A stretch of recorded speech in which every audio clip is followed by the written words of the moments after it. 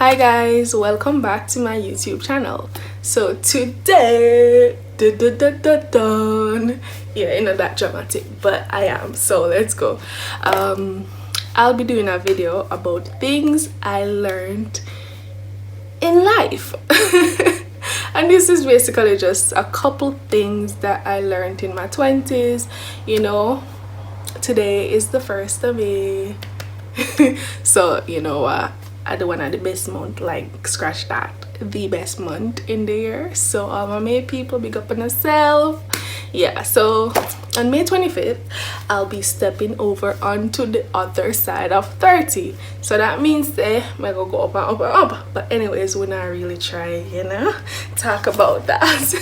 But yeah, so but my 20s though, they were very educational years. So them teach me a whole heap of things. Like some things I'm like, ugh, like I'm tired. But other things like I know something my mother give up or change or whatever, because guess what? Like me did have to learn them lessons there for a reason. So I'm embracing them, and just guess what? I'm here now, aren't I? But yeah. So firstly, before me start, I want to tell you the stress I'm gonna go through. Like, I record 2 videos. Like, no, one of them especially, I was like, I don't feel like putting this out. This is, it just feel like not something that I want to put out at this moment. So I'm gonna scratch that, delete, moving on. Then I'm like, okay, I can do this video, but then I peer stress, like peer stress, camera issues, like peer stress. I'm stressed out, like I'm truly stressed out by it, but can't make that stop me, right? So here I am, and this will be a successful attempt. I claim it in the name of Jesus. But anyways, so number 1, so learn to read the room. Like, enough times me used to go through life and you make some wrong step based on where you're there and type of people them when you come in contact with. Like, you have to learn how to read the room if you want the best day in that room. Like, that's key. So yeah, read the room. People are oftentimes self-serving. Like, this is the one where lick me so, lick me so, lick me so, lick me so, and not my dog, right? But at the end of the day, I had to come to terms with the fact that people most times I think about themselves and I gotta look out for themselves. Listen, the faster you know that, the better life is for you. Okay? Separate yourself from outcomes, especially when dealing with people, and that kind of ties in. So when you deal with people, right, we have no control over them. So people choose to do what they want to do, right? So if I'm in this world, I had to separate myself from a lot of outcomes. Like, all right, may I do this because I want to do it, and this is what I'm doing at the moment, but not because work out or go how me want it to go. That means that I feel like at the end of the world, because especially when you deal with people will let you down and they'll disappoint you and all of that, but you have to know how to push through, and the best way to do that is separating yourself from the outcome. Like, no matter, like, as long as you did your best and everything, if you end up in a crap, like, you did your best and that's enough. And that was definitely enough for me. Job satisfaction has a big impact on mental health. I learned this the hard way. Like, you see, when life stress turn down on you and you just not feel right, the job where I work, it matters. Cause life I gonna stress you anyways. But you see, when you're stressed and you don't love your job for some reason, whether money reason, personal reasons, you just not like it, you see, when that combined with all of the other things that you have to deal with as stress, like, listen, my work job before where every morning I wake up and ball and it was not a good feeling. Like it put so much on me and I didn't like it. And from then on I said, if me have to work, cause we're millennials, don't get it twisted, a lot of us like we just at work to live. You understand? We not work because we like work. We're working so we can live, you know. So I made a pact with myself. Like if me I go work, it have to be something with me like, cause if me have to get up and leave my yard and go there and deal with people there, I have to like it or else it not gonna turn out so good. So yeah. The fifth one is money management is key. Like a lot of us have the ability to make crazy money, like have the ideas, have the drive, you know, have the education. Them some of them make money, you know, but I found out what's key. You can't make money all the days of your life. Money will literally pass through your hand like so it come, so it go, so it come, so it go. So if you want to retain said wealth, money management, you have to get that down pat. And me never have it at all. I did not have it and I had to learn. I had to learn the hard way and I'm still learning, in fact. But guess what? The tools and when you need for it, go dig it up, go find it, YouTube, anything, books, because as young adults growing up and as in the generation especially, like we want to do something different for our generation, and a lot of us think like that. So with parents, them do go through enough, you know, labor, sweat, blah blah blah, everything. Then send we go to school, enough away. And the first somebody in our generation I got university and them something there, and it was for a reason. But we have the mindset, listen, from then on everybody after me, it not go so hard for we. So you see, if you want to create generational wealth, you can create it, but you have to retain it. So we have to learn how to manage your money better. Number 7 or number 6 maybe.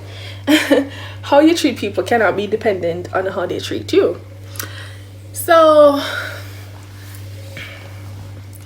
I think me mentioned already, say you know, have no control over people. You have so many different personalities. People are so dynamic. Everybody have their own personality and all kind of stuff. Like we're so unique. Like you'll never meet two people who they'll have similarities, but in terms of identical, no, because people different, and that's what that's one of the beauty, right?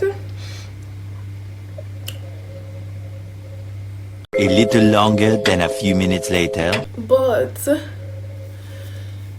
so we have all kind of people around we, and we think that people are appreciative of certain things that you do or treat you like how you treat them, right? And they don't. And then in fact, like when you turn around, you're like, oh, me not gonna do this, not gonna do that, because people not appreciative and me just feel used and everything. And while all of them feelings are valid because it's rough, it's rough bad, for me and for who I am, and just for my peace of mind and just how my heart feel, I will never treat somebody, if them treat me bad, I'll never treat them like how they treat me. Like no, like and this is personal. I just how me can't sleep on my bed at night, so me can't do it, right? The other one, focusing on lack ruins your mental health and restricts your growth. So yeah, we're all about mental health, because I think for us, we had to, I don't know, fight against all our mental health issues. It's not because it never exists at that time or in a, you know, with parents' generation and whatever, but in terms of being vocal about it, I think we have been very vocal about it, and that's one thing when I admire. Sometimes we don't feel validated because, you know, your parents would look on you like, what you stressed about, like you have this, you have that, you never have to do this, you never have that, so why you stress, right? But them not realize that for each generation, for each person, it's different, and we're made different, and we have struggles, and that's okay. So for me, focusing on that lack, it kind of add to the mental stress. So if me motivated by lack, then me always have fear, say, oh, me not have this, me not have that, me not have this, me not have that. And that can be motivation, it can be, but for me personally, when I'm motivated and not negative, like it have to be positive. So me can't look at what me not have and say that motivate me, like how long that I gonna motivate me for. And if me a focus on what I don't have, then I always I go run down something. And for me, like, I don't want to spend my whole life chasing something and chasing and never being satisfied. So for me, it's so messed up on me, think messed up in a one good way, because I'm like, whatever I want is mine, like period, but anyway. So I'm not really run down like it's just a matter of time, you understand?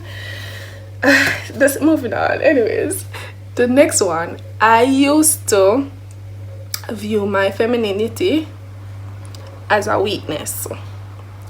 So for me grew up in our household with my mother always on the go, work, provide all of them something them see. So naturally that's who I'd want to be, that's what I became, right?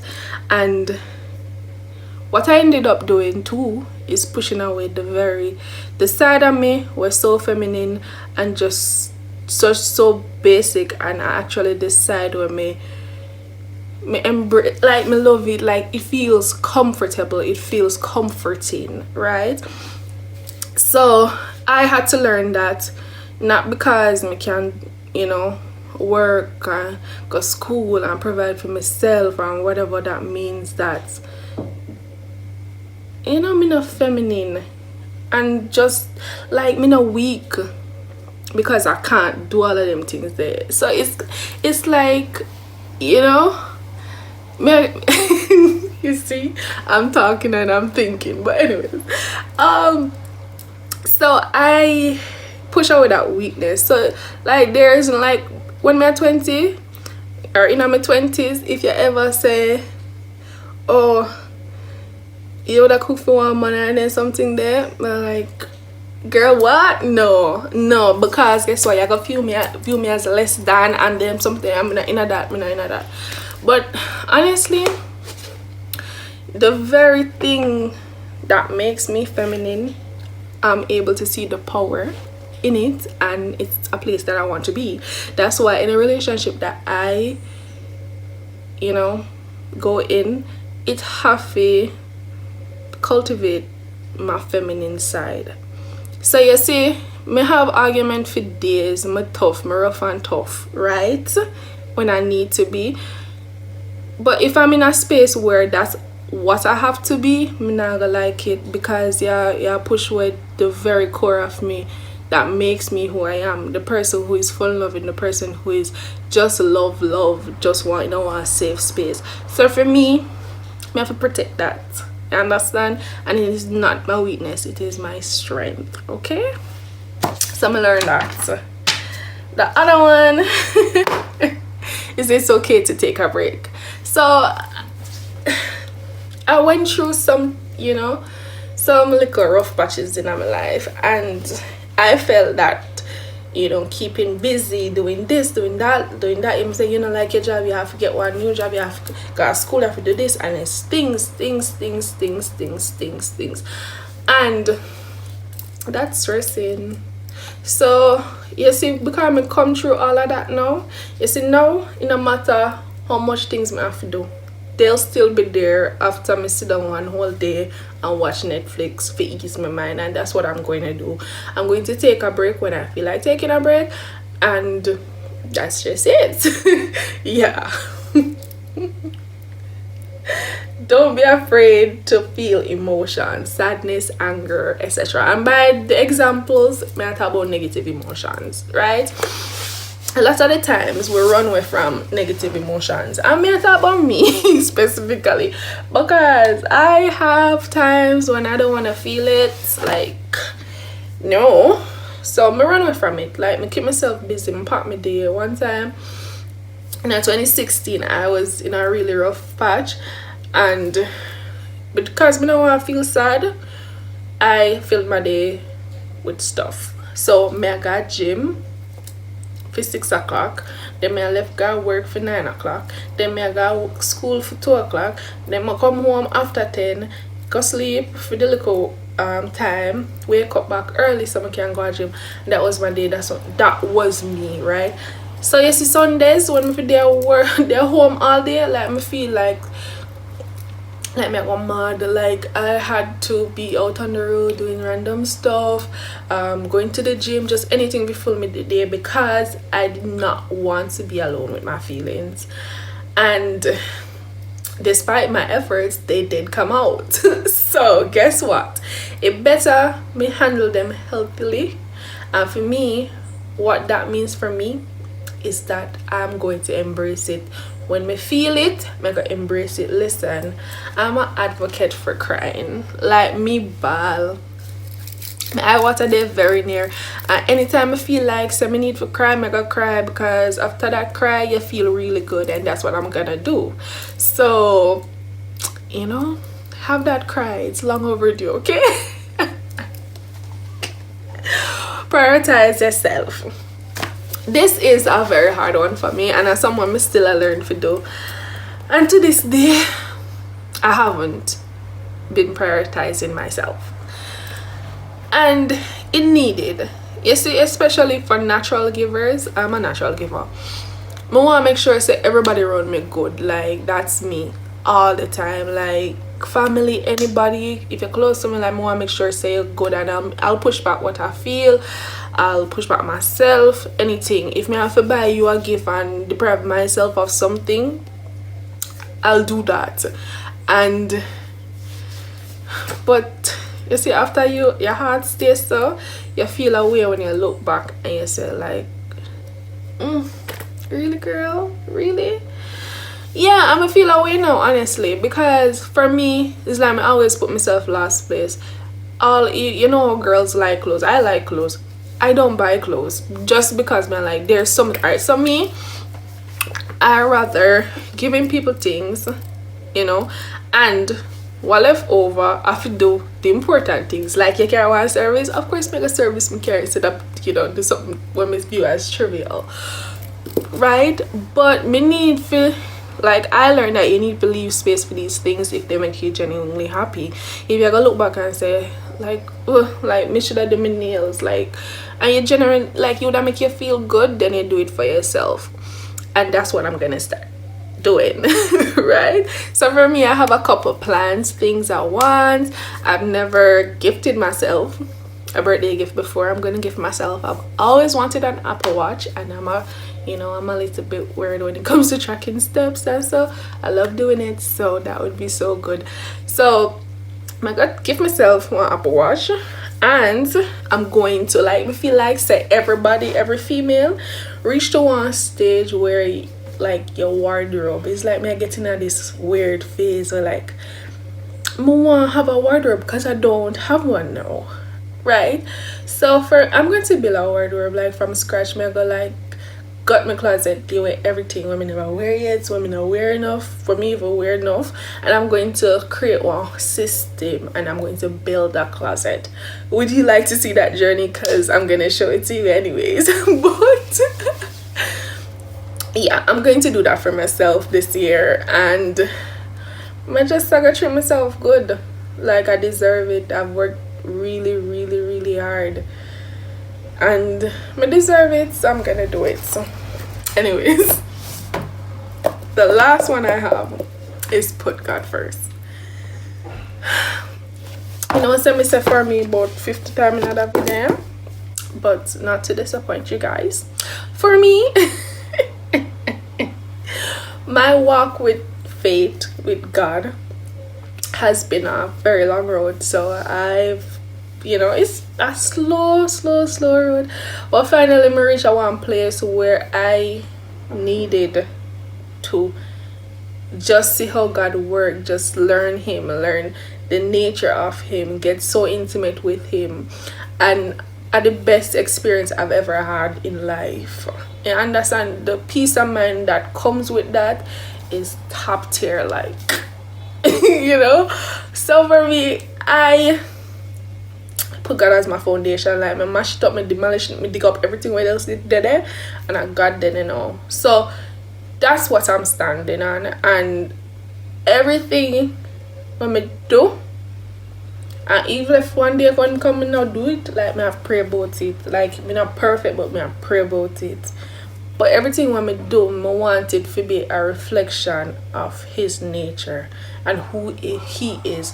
So, and of course, not because I say He, that means they identify with a gender. You know, God is not a gender, has no gender.